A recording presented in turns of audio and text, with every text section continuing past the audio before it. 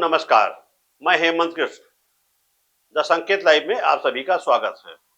दोस्तों, केंद्र में सरकार का गठन हो चुका है, लेकिन प्रधानमंत्री मोदी के लिए सिर मुड़ाते ओले पड़े की कहावत साबित हो रही है।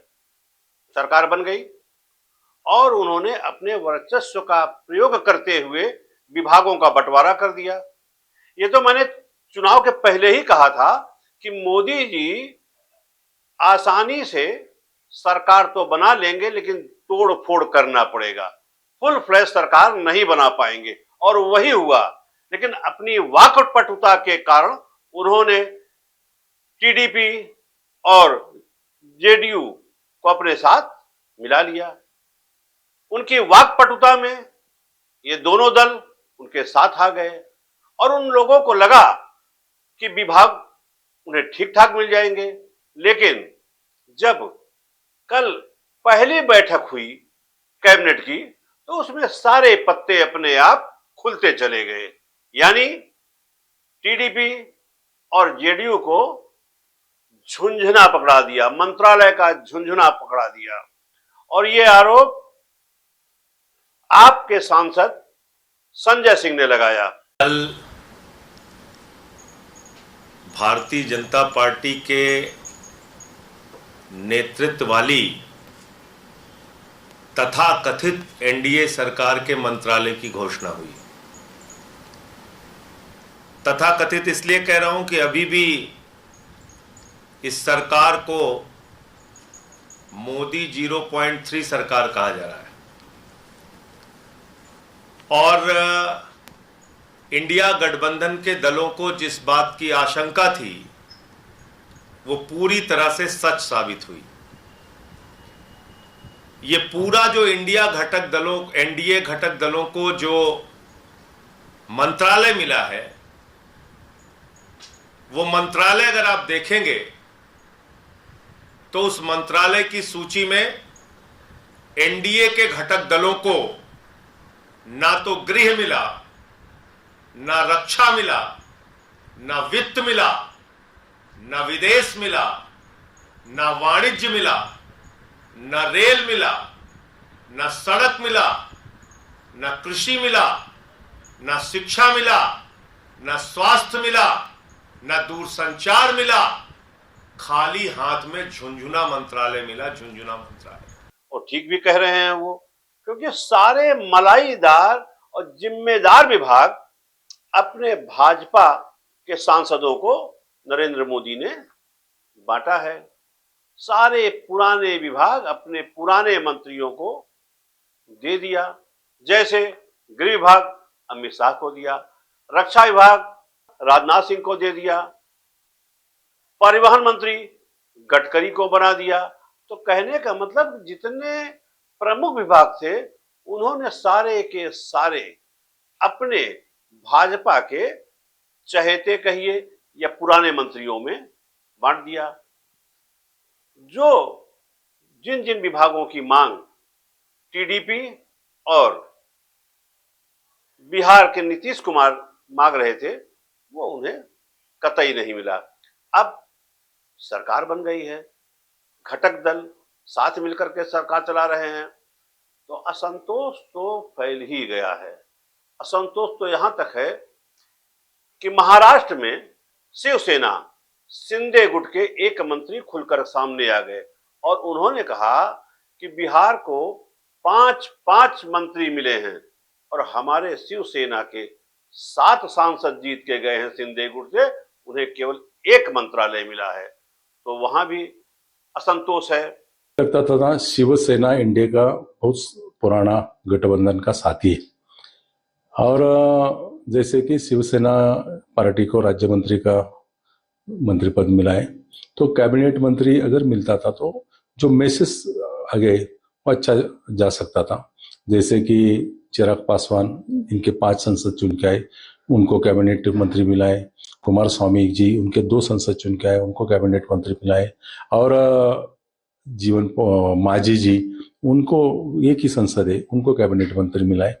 तो मुझे लगता था कि शिवसेना पार्टी ये भारतीय जनता पार्टी की पुरानी साथी है। अगर कैबिनेट मंत्री मिलता था, हमारे प्रताप जाधव जिन्होंने शपथ ग्रहण की राज्य मंत्री की, कैबिनेट मंत्री अगर मिलता था तो मुझे लगता है कि एक अलग सा आने वाले विधानसभा चुनाव में अलग सा मैसेज महाराष्ट्र में। पवार जो महाराष्ट्र से आते हैं, वो पहले भी कैबिनेट मंत्री रह चुके हैं, उन्हें राज्य मंत्री का दर्जा दिया जा रहा था। उन्होंने साफ साफ मना कर दिया कि वो कैबिनेट से कम किसी पद को स्वीकार नहीं करेंगे, यानी वहां भी असंतोष बढ़ गया है। चंद्रबाबू नायडू जो अब खुलकर के सामने आ गए हैं और साफ साफ कह रहे हैं कि वो लोकसभा अध्यक्ष का पद चाहेंगे, और इसके लिए उन्होंने अपनी साली डी पुरंदेश्वरी का नाम आगे कर दिया है।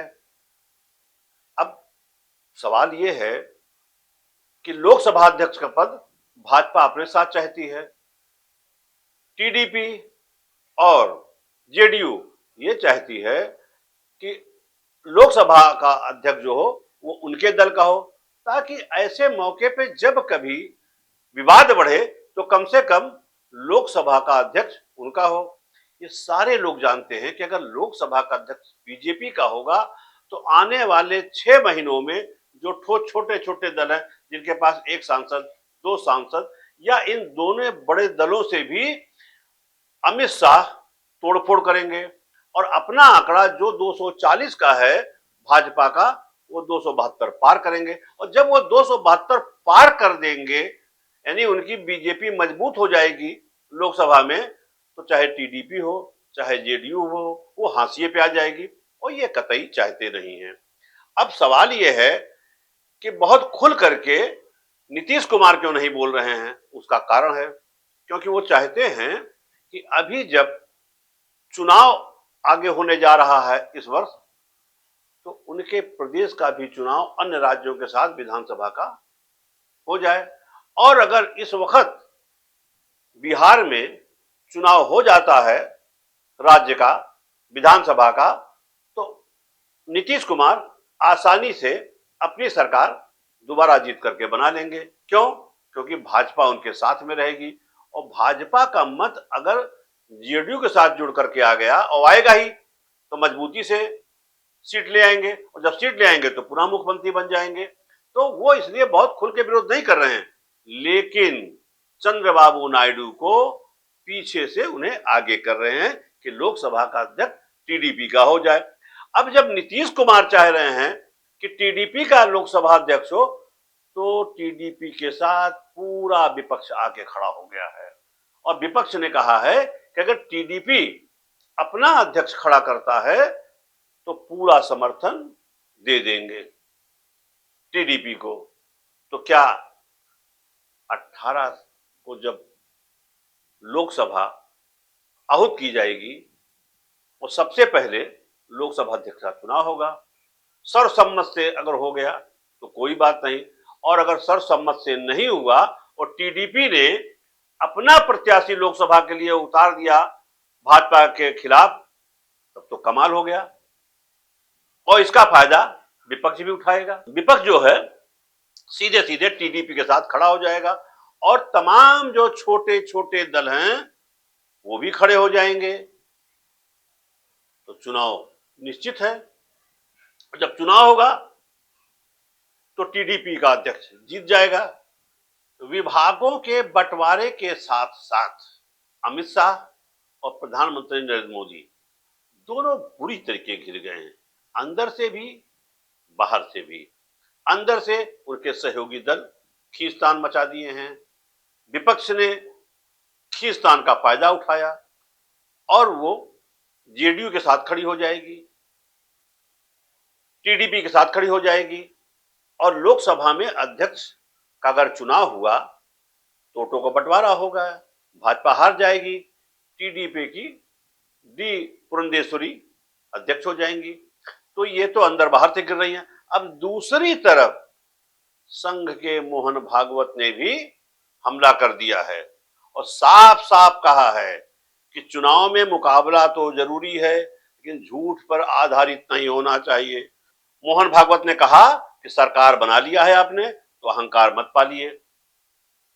मणिपुर एक बार पुनः सुलग गया है, 1 साल से लगातार सुलग रहा है, तो सबसे पहले प्राथमिकता होनी चाहिए कि जो बंदूक के नोक पर सरकार चल रही है, वहां पर त्रिपुरा में अब 1 साल से मणिपुर शांति की राह देख रहा है, उसके पहले 10 साल शांत रहा।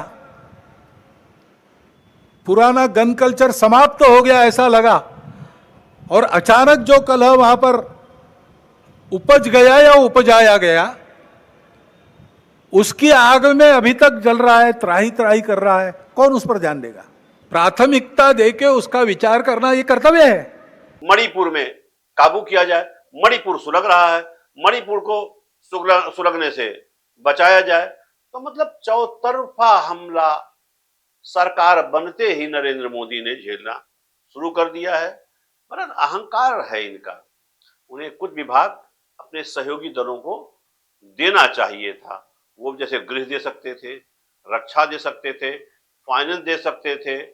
तमाम ऐसे विभाग हैं जिन्होंने मजबूती के साथ नरेंद्र मोदी ने अपने पास रखा हुआ है। असंतोष बढ़ेगा। अभी तो 1 दिन हुआ, 2 दिन हुआ, लेकिन ये असंतोष तो अगले 6 महीनों में कितना बढ़ जाएगा, और 6 दिन को जाने दीजिए। ये तो जैसे ही लोकसभा अध्यक्ष का चुनाव होगा वही क्लियर हो जाएगा, और अगर कहीं क्लियर हो गया तो सरकार गिरने की भी स्थिति आ सकती है। तो ये जो 100 दिन का खाका खींचा है नरेंद्र मोदी ने, इसको कैसे पार करेंगे, इस पर भी प्रश्न चिन्ह है। मोहन भागवत ने बुरी तरीके घेर दिया, टीडीपी ने बुरी तरीके घेर रखा है, जेडीयू ने बुरी तरीके घेर रखा है, और विपक्ष तो घेर ही रहा है। यानी चौतरफा हमले से नरेंद्र मोदी घिरते चले जा रहे हैं। तो नरेंद्र मोदी इससे कैसे बाहर निकलेंगे? अकेला सरकार चलाने का तो लंबा अनुभव रहा, डिक्टेटर की तरह से उन्होंने सरकार चलाई, लेकिन गठबंधन का धर्म कैसे निभाएंगे, गठबंधन में कैसे सरकार चलाएंगे, एक प्रश्न चिन्ह है दोस्तों। तो इंतजार करिए लोकसभा के अध्यक्ष के चुनाव तक, और अगर अध्यक्ष का चुनाव भाजपा जीत जाती है, निर्विरोध अध्यक्ष प्राप्त कर लेती है, तो समझिए बड़ी जीत होगी। लेकिन अगर कहीं मुकाबला हो गया, चुनाव हार गए, तो समझिए घिर नहीं गई, सरकार गिर गई। नमस्कार दोस्तों।